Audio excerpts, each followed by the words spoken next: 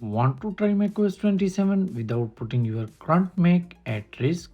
The latest beta looks exciting, but installing it the wrong way can lead to bugs, crashes, and compatibility issues.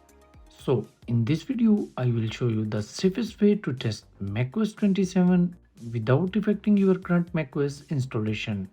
That means you can explore all the new features, test everything for yourself, and if you don't like it, simply switch back to your regular macOS and continue working as usual.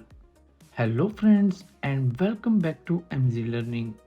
At WWDC 2026, Apple officially released the first developer beta of macOS 27.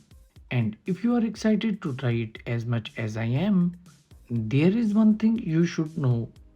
If you only have one Mac, installing a beta directly on your main system is not the best idea. Beta software can be unpredictable and some apps may not work as expected.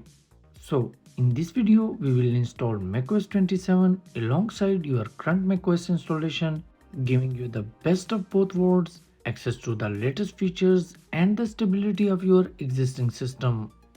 Before getting started, make sure your Mac supports macOS 27 and that you have at least 50 GB of free storage available. I also highly recommended creating a full backup before installing any beta software.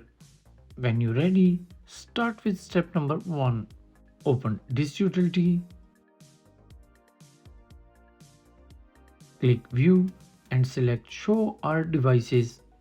In the sidebar, select your internal APFS container, then click Add Volume. Give the volume a name such as macOS 27 and click Add.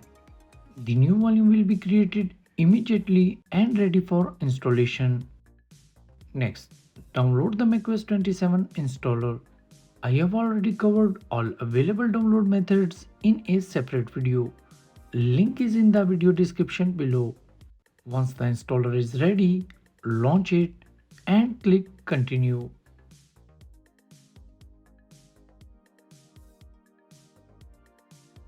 Accept the macOS terms and conditions and click Continue until you reach the disk selection screen. This is the most important step. Make sure you select the new volume you just created, not your current macOS installation.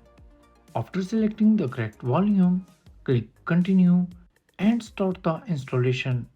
This is the first step of installation.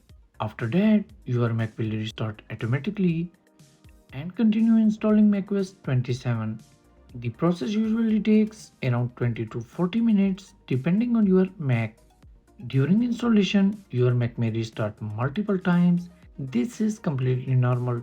So sit back and relax. Once the setup is complete, you will be greeted by the macOS 27 welcome screen. Go through the setup process and within a few minutes you will be running macOS 27 while your original macOS installation remains untouched. And that's it. You now have both versions of macOS installed on the same Mac.